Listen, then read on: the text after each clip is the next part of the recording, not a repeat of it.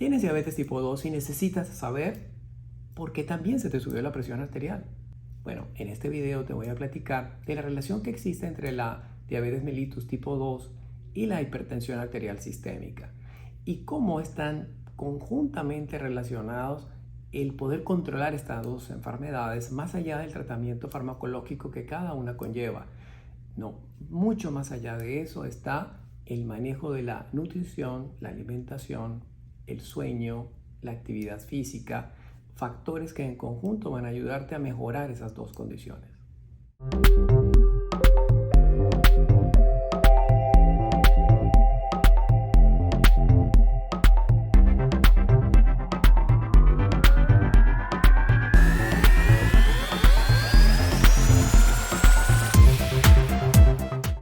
Como tú bien sabes, la diabetes mellitus es la incapacidad del organismo de mantener por abajo de 126 miligramos por decilitro los valores de glucosa en sangre prácticamente a cualquier hora del día.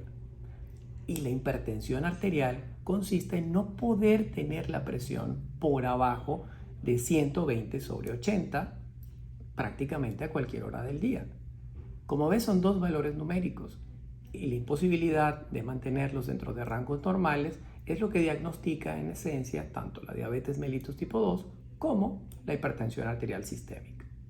Lo que aún no sabes, y no porque no te lo hayan dicho muchas veces, lo hayas escuchado durante años, es que ambas enfermedades, tanto la diabetes como la hipertensión, así como muchas otras, tienen como origen común tu estilo de vida. Así es, ese que te enseñaron tus padres, igual que ellos se los enseñaron. Mucha azúcar, poco ejercicio, dormir mal, pocas horas, atender enfermedades únicamente cuando están presentes, nada de prevenir. Todo este estilo de vida es parte fundamental para que puedas dar origen a este tipo de enfermedades crónico-degenerativas. Cada vez que eliges comer desde la infancia una gran cantidad de alimentos ricos en azúcar, esto a su vez va dañando a los receptores musculares de insulina, lo que ocasiona que la glucosa ya no entre a los músculos, pero también ocasiona que tu páncreas decida secretar una gran cantidad de insulina para tratar de resolver este problema, es decir, para buscar más receptores que sí sean sensibles a la insulina y que todavía no se hayan afectado por los excesos de azúcar que durante años has consumido. Ahora bien, ya tienes instalada la diabetes mellitus tipo 2, ya está diagnosticada, pero tu insulina sigue resultando bastante elevada. Tu páncreas la produce en grandes cantidades en su eterna búsqueda de esos receptores. Nada más que al estar elevada la insulina va a hacer que se alteren muchos otros órganos, entre ellos el riñón. El riñón, que es en esencia el órgano causante, el órgano que más tiene que ver con la presión alta. La insulina, primero, ocasiona que se retenga más sodio, la sal. No puedes orinar la sal a consecuencia de la insulina excesiva que estás produciendo. Y esa retención de sal que ya no estás orinando se queda en sangre y eso hace que aumente el volumen sanguíneo. De hecho, se te dice cuando tienes la presión alta que no comas sal o que reduzcas la cantidad drásticamente de sal que consumes. ¿Por qué? Porque la sal funciona como una especie de esponja que no permite que el volumen de sangre sea el normal, sino que incrementa la cantidad de líquidos retenidos y por lo tanto esto tiene como consecuencia que se te suba la presión. El segundo factor que está relacionado con el aumento de la presión arterial es otra vez la hiperinsulinemia, pero en este caso esa insulina elevada en la diabetes tipo 2 ocasiona un proceso de engrosamiento, de inflamación de las paredes de las arterias, es decir, la célula muscular de las venas, de las arterias, tienen que tener una flexibilidad. Esa flexibilidad se pierde y se pierde por efecto de la insulina. Básicamente, lo que ocurre es que ya no pueden, por el engrosamiento que existe entre estas paredes, no puede haber un intercambio entre calcio y magnesio. Es decir, no puede haber flexibilidad, movilidad de esas células musculares y se queda todo el magnesio afuera, se queda sin magnesio adentro. Está lleno de calcio adentro. Esto ocasiona la falta de movilidad, engrosamiento y obviamente vasoconstricción. Se va a cerrar la arteria. ¿Y qué ocasiona eso? Bueno, que la sangre tenga ahora que estar presionada por efecto de esa vasoconstricción. Eso es hipertensión, también es otro factor. Y por cierto, también es importantísimo que si tienes diabetes, si tienes hipertensión, tomes por favor magnesio, te va a ayudar muchísimo. Tercero, la insulina elevada también produce una disminución en la producción de óxido nítrico. Es decir, el óxido nítrico es una sustancia que se produce para que el vaso pueda hacer vasodilatación, es decir, para que la arteria se abra.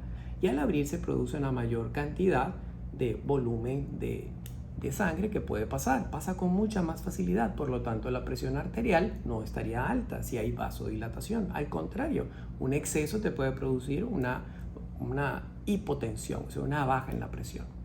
De manera que el óxido nítrico es un elemento muy importante para que haya vasodilatación. Pero ¿qué pasa cuando hay un exceso de insulina? Pues lo que se produce es un bloqueo de esta y ya no puede haber vasodilatación, o sea, quedas a merced del punto anterior, de ese engrosamiento que te comentaba, esa falta de intercambio que lo que favorece es la vasoconstricción. Si no hay una buena producción de óxido nítrico, lo cual se logra cuando la insulina está en buen nivel, es excelente para producirse vasodilatación, pero al haber un exceso ocurre un efecto contrario. Hay exceso de insulina, no se produce y ya no hay esa vasodilatación, más bien se favorece la vasoconstricción. Por cierto, por eso usan las personas que levantan mucho peso el óxido nítrico, porque quieren dilatar, que entre más sangre a los músculos. En conclusión, existen una gran cantidad de factores, no solo los tres que te acabo de mencionar, que van a unir a la diabetes con la hipertensión. Sin embargo, estos factores tienen que ver con otro tipo de enfermedades agregadas, como por ejemplo el tener sobrepeso o obesidad. Sin embargo, he querido nada más mencionarte los que están directamente relacionados con el hecho de tener una diabetes mellitus tipo 2 y cómo es que tener esa enfermedad te provoca directamente una hipertensión. Y esto es siempre a base de una hiperinsulinemia, es decir, un exceso de insulina. Ahora bien, es importantísimo que tomes en cuenta que no es lo mismo tener diabetes mellitus que tener diabetes mellitus con hipertensión. No, nada que ver. Los efectos macrovasculares y microvasculares se van a repotenciar. Estamos hablando de que vas a tener secuelas, vas a tener consecuencias muy severas si se están juntando estas dos enfermedades. Tus posibilidades de enfermar de manera más drástica son mucho mayores. No es lo mismo entonces tener una sola que las dos. Siempre va a ser peor tener las dos. Por eso debes, si las tienes, en conjunto de buscar atención de inmediato. Lo que me lleva a las recomendaciones. Si ya sabes que tienes diabetes, que tienes hipertensión, por favor, busca ayuda. La base, el fundamento no es puramente tomar medicamentos.